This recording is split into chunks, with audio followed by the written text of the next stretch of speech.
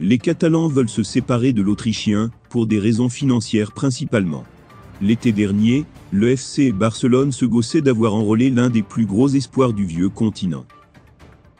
Mais l'aventure catalane de Youssouf Demir, 18 ans, va très vite prendre fin. Prêté par le Rapid de Vienne, il n'a pas vraiment convaincu pour l'instant, et n'a que très peu de temps de jeu. Il n'a ainsi participé qu'à 6 rencontres de Liga, dont 2 en tant que titulaire, pour seulement 191 minutes de temps de jeu. Mais si les Catalans veulent déjà le renvoyer à l'expéditeur, ce n'est pas pour des raisons sportives, mais bien financières. Effectivement, une clause dans le contrat du prêt du joueur stipule qu'au bout de 10 rencontres jouées avec l'équipe première du club, une option d'achat obligatoire de 10 millions d'euros s'activerait. Et le principal concerné a disputé 9 rencontres avec les Barcelonais, la dernière début décembre, lors d'une brève entrée en jeu face au Bayern. Un montant que l'écurie dirigée par Joan Laporta ne veut pas payer, et qui en plus est considérable au vu de la situation du club, et handicaperait clairement les possibilités du club pour le mercato. Le Barça va donc briser le contrat de prêt du joueur dans les prochains jours selon Sport, et son destin devrait s'écrire en Bundesliga. Le média explique que le Bayer Leverkusen, Francfort, le RB, Leipzig et Dortmund, entre autres, ont déjà pris des renseignements auprès du Rapid pour s'attacher ses services d'ici janvier. Espérons pour le Barça qu'il n'ait pas à regretter de l'avoir laissé filer. À moins d'une semaine du début du mercato estival, 2 joueurs du Real Madrid commencent à réfléchir à leur avenir selon les informations de Marca. En effet, les milieux offensifs Gareth Bale et Isco sont sous contrat, jusqu'à l'été prochain, et pourraient chercher un nouveau club, dès le 1er janvier 2022. Le quotidien espagnol ajoute que Carlo Ancelotti ne compterait pas sur eux à l'avenir.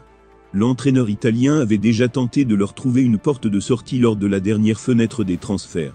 Le Gallois revenait d'un prêt plutôt concluant à Tottenham, 7 buts en 34 matchs toutes compétitions confondues, mais n'a pas réussi à s'imposer cette saison en raison de plusieurs pépins physiques, genoux, mollets.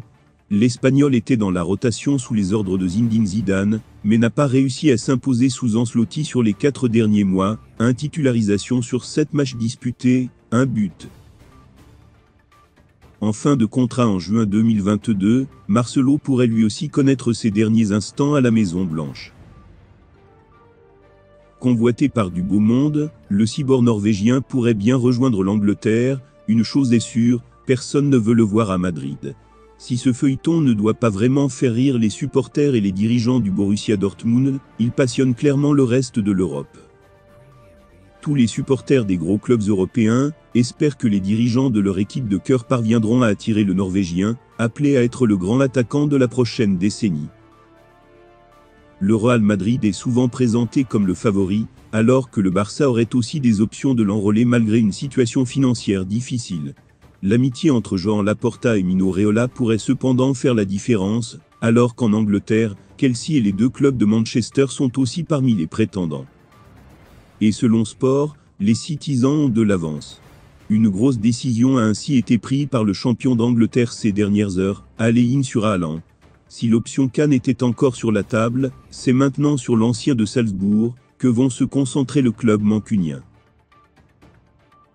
Les contacts entre les 2 directions ont déjà commencé, et les Skiblus, déjà très bien parés financièrement, vont en plus récupérer un joli chèque cet hiver, grâce à la vente de Ferran Torres au Barça.